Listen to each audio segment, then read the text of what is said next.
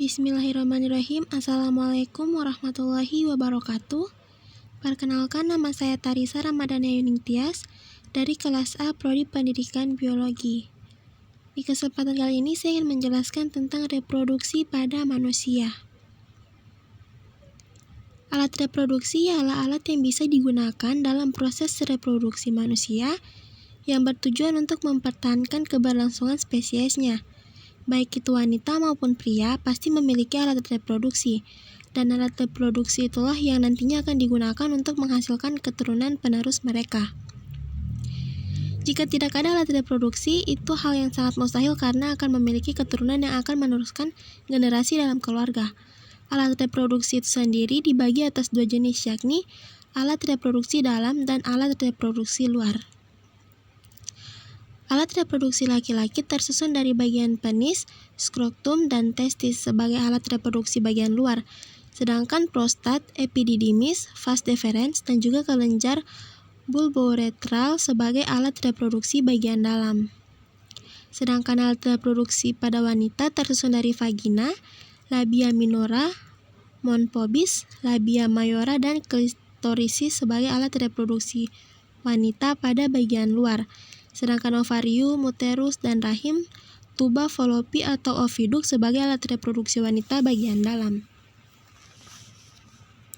Selanjutnya ada struktur organ reproduksi pada wanita.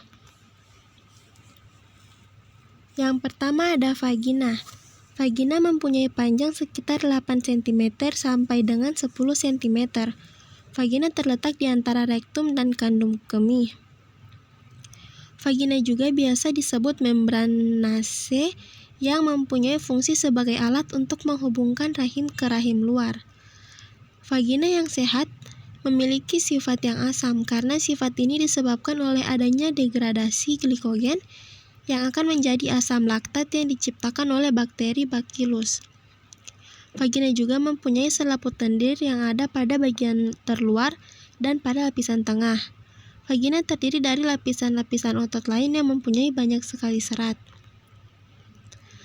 Lalu ada serviks. Serviks merupakan bagian bawah rahim yang tersambung ke vagina. Serviks memiliki fungsi sebagai alat yang bertugas memproduksi lendir atau mukus. Lendir yang dihasilkan serviks nantinya akan membantu menyalurkan sperma dari vagina menuju ke dalam rahim saat berhubungan seksual.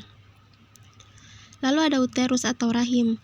Uterus atau yang biasa kita kenal dengan sebutan rahim merupakan organ kompleks yang termasuk ke dalam bagian dari sistem reproduksi pada wanita. Uterus manusia terletak di bawah pusat atau tepatnya di daerah pinggul. Biasanya uterus memiliki panjang sekitar 7 sampai 7,5 cm, lebar 5 cm, dan tebalnya mencapai 2,5 cm. Dinding uterus memiliki tebal sekitar 1,25 cm dan beratnya mencapai sekitar 60 gram. Fungsi utama dari uterus adalah sebagai tempat hidup dan tumbuh kembangnya seorang janin sebelum janin tersebut dilahirkan ke dunia. Lalu ada ovarium. Ovarium atau biasa dikenal dengan indung telur adalah salah satu organ reproduksi yang ada pada wanita dan juga berfungsi sebagai alat untuk menghasilkan sel telur dan hormon pada rahim. Wanita mempunyai 2 buah ovarium, yaitu ovarium kiri dan ovarium kanan. Ovarium itu sendiri berbentuk oval yang mempunyai panjang sekitar 4 cm, lebar 3 cm, dan diameternya sekitar 2 cm. Ovarium biasanya berwarna abu kemerahan dan juga mempunyai permukaan yang tidak rata. Selanjutnya endometrium. Endometrium adalah lapisan terdalam pada bagian rahim dan merupakan tempat untuk menempelnya ovum yang telah dibuahi. Pembuahan tersebut membutuhkan waktu sekitar 4-5 hari dan juga terdapat pembuluh darah yang berfungsi sebagai penghubung zat makanan ke lapisan endothelium. Pembuluh darah yang ada di dalam lapisan endothelium akan luruh dan ini yang dinamakan proses menstruasi pada wanita. Proses ini terjadi jika adanya kegiatan pembuahan ovum oleh sel sperma. Pada ovum yang sudah dibuahi atau terfertilisasi, ovum akan menempel pada lapisan endometrium atau disebut dengan implantasi, dan di saat itu juga ovum akan terhubung dengan badan induk serta plasenta yang memulai terhubung dengan tali pusat si bayi. Tali pusat berfungsi sebagai jalan masuknya asupan makanan dan minuman yang dikonsumsi oleh ibu si bayi. Lalu ada struktur organ reproduksi pada laki-laki. Yang pertama ada skrotum. Skrotum atau yang biasa disebut dengan kantung pelir ialah kantung yang terdiri dari kulit dan otot yang berfungsi untuk melindungi testis atau buah zakar. Skrotum ini sendiri terletak di sekitar penis dan juga anus serta terletak di daerah perineum. Skrotum juga berasal dari bagian yang sama dengan labia mayora pada organ kelamin perempuan. Skrotum manusia dan beberapa hewan mamalia bisa ditumbuhi rambut-rambut kemaluan. Sedangkan pada manusia, rambut kemaluan akan mulai muncul ketika seseorang telah mengalami tahap-tahap pubertas atau tahap pendewasaan diri. Selanjutnya ada testis. Testis adalah jumlah satu pasang jamak atau biasa disebut dengan testes. Testis merupakan organ reproduksi jantan yang memiliki fungsi menghasilkan sel kelamin. Testis memiliki bentuk oval dan terletak di dalam skrotum atau kantung pelir yang berupa lipatan dinding tubuh. Suhu di dalam skrotum bisa mencapai 2 derajat Celcius, lebih rendah daripada suhu di dalam rongga perut. Testis juga memiliki lipatan-lipatan saluran tubulus seminiferus atau merupakan saluran tempat pembentukan sperma, dan sel-sel Leydig yang berfungsi sebagai sel penghasil hormon testosterone yang menyebar di antara tubulus seminiferus.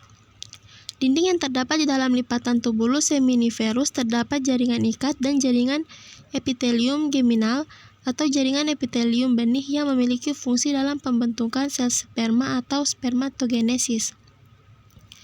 Lalu yang ketiga ada epididymis. Epididymis adalah saluran yang muncul dari testis yang memiliki bentuk berkelok-kelok dan berada di luar permukaan testis serta memiliki panjang sekitar 6 mm.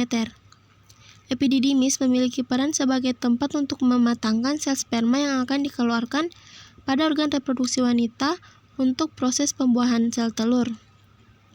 Selama proses ini, sperma akan menjadi motil dan akan mendapatkan kemampuan untuk membuahi. Lalu yang keempat ada vas deferens. Vas deferens adalah saluran lurus yang mengarah ke atas yang merupakan kelanjutan dari sebuah epididymis dan pada ujung salurannya berada di dalam kelenjar prostat. Vas deferens berfungsi sebagai saluran jalannya sperma dari epididymis menuju vesikula seminalis atau biasa disebut dengan kantung semen atau kantung mani. Lalu yang kelima vesikula seminalis. Vesikula seminalis, kantung ini berupa kantung kelenjar yang berbentuk tidak rata atau memiliki lekukan-lekukan. Dinding-dinding vesikula seminalis yang berperan menghasilkan cairan kental berwarna kuning-kuningan dan memiliki sifat basa atau alkalis. Vesikula seminalis juga mampu menyumbangkan sekitar 60% total volume semen.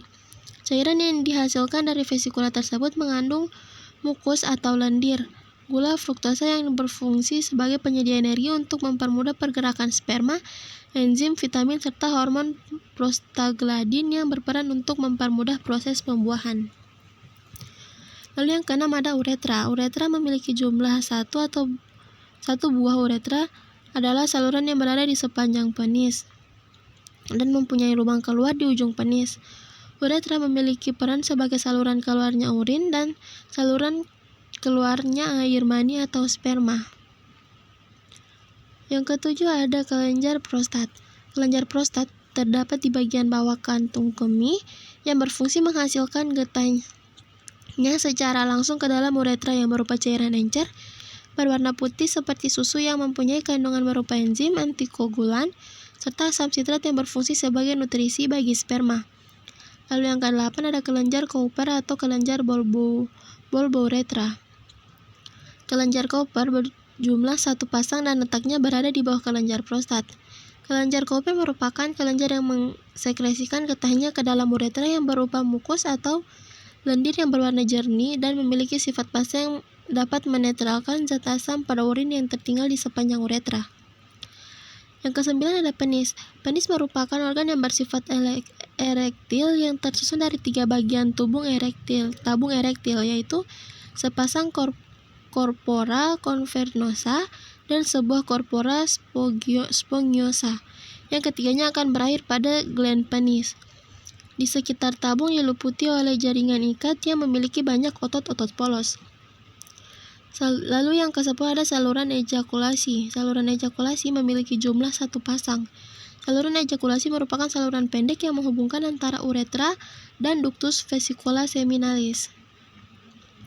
Fungsi utama dari sistem reproduksi pada laki-laki itu yaitu untuk menghasilkan, menyimpan, serta mengantarkan sperma untuk pembuahan sel telur. Sedangkan pada sistem reproduksi wanita berfungsi untuk menghasilkan sel telur dan sebagian tempat untuk kembangnya janin. Dari kedua fungsi tersebut dapat saling melengkapi dalam sebuah proses reproduksi. Baiklah, sekian hasil kerja saya. Lebih dan kurangnya mohon maaf. Wabillahi taufiq wal hidayah. Wassalamualaikum warahmatullahi wabarakatuh.